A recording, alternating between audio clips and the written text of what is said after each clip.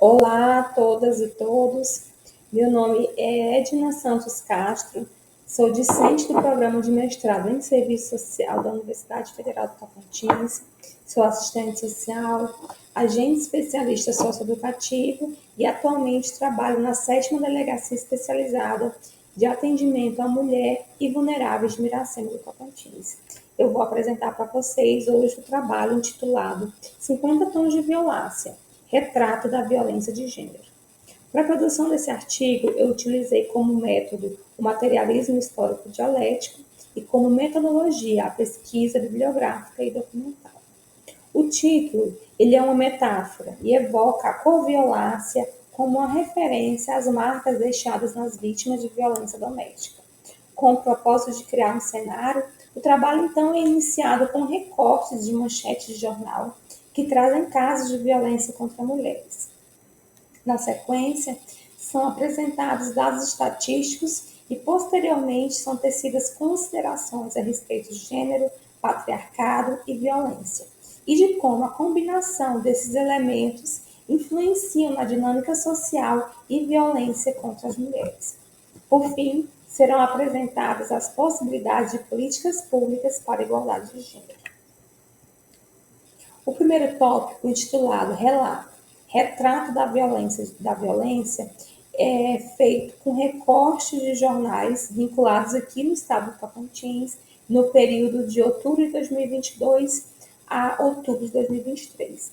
Então, eu escolhi um ano e, nesse período, diversas manchetes de jornal, que incluem desde casos de feminicídio, violência sexual, violência psicológica, dentre outros. Essa é a parte que eu considero mais sensível do trabalho, porque a ideia aqui é tirar uma foto do cenário da violência e transportar o leitor para aquele momento, para poder desnaturalizar aquela manchete de jornal, que muitas vezes a gente vê nos jornais eletrônicos, nas redes sociais e nos grupos, vai só passando a notícia, mas a gente não consegue ter aquele momento de parar e colocar dentro da cena do fato. Então, aqui é um relato, porque eu vou relatar a ocorrência, e é um retrato da violência, porque a ideia é tirar um recorte, uma foto. Na sequência, o próximo tópico do artigo, ele é intitulado Para entender o cenário, relação entre violência e gênero. Aqui, para poder debater os elementos trazidos no tópico anterior, eu utilizo 3 grandes categorias, que é gênero, patriarcado e violência. Todas elas sendo compreendidas dentro de um contexto histórico de desenvolvimento da sociabilidade. Para tanto, eu utilizo autoras como Safiotti, Scott, Chauí, Minayo, Souza, entre outras. Então, aqui, dentro dessa perspectiva, o gênero ele é compreendido como um produto das relações sociais, sendo historicamente constituído.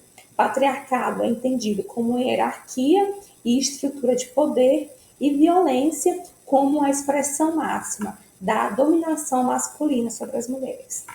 E a violência aqui, ela não é um fim, ela é um meio para a dominação do gênero e para manutenção da estrutura patriarcal. Na sequência, o próximo tópico ele é intitulado A Colher do Estado, da desnaturalização da violência doméstica a políticas públicas para mulheres.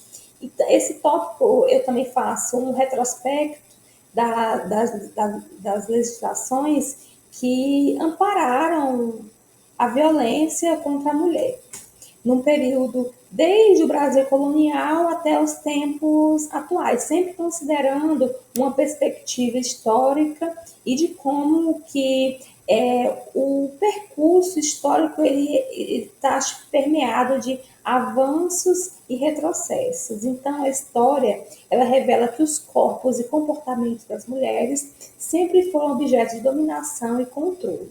Tudo isso legitimado e regulado pelo Estado em prol da ideologia dominante.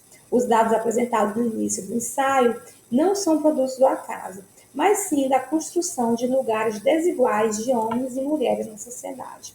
Por muito tempo, vigorou a máxima de que em briga de marido e mulher ninguém mete a colher. O título desse tópico ele também é inspirado nessa frase, né? Que em briga de marido e mulher ninguém mete a colher, como uma metáfora para dizer que sim, que em briga de mulher se mete a colher, e nesse caso é a colher do Estado que vai interferir através de legislação, políticas públicas e outros mecanismos. Por fim, as considerações finais, que ela tenta, longe de esgotar essa problemática, mas tentando compreender a dinâmica por trás dos atos violentos cometidos contra as mulheres, e que faz parte de um processo de cultura patriarcal e da dinâmica social que estabelece a naturalização da violência do corpo feminino, do corpo conhecido e do corpo desconhecido. Aqui, a gente, nas considerações finais, coloca algumas possibilidades de superação dessa problemática, que é, além de conhecer a violência, é encorajar as vítimas a sair do anonimato, né?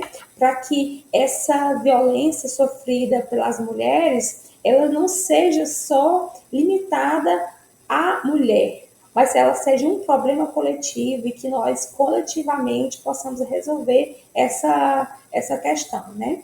Então, os meios de comunicação em massa, eles têm sido utilizados como, além de divulgar a violência, que por muito tempo não passava do anonimato, né? Não passava de uma questão apenas do cunho doméstico, para que ela venha problematizar, não só dar uma notícia, não só criar um cenário da violência, mas problematizar a violência e trazer à tona os elementos que reforçam esse tipo de condição da mulher e, principalmente, quais são as estratégias de superação desse tipo de situação, seja através de políticas públicas, através de uma rede de apoio e com quais formas essa mulher pode ter, quais alternativas ela pode ter para sair da situação de violência.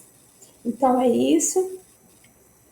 Muito obrigada a todos e tenham um ótimo evento.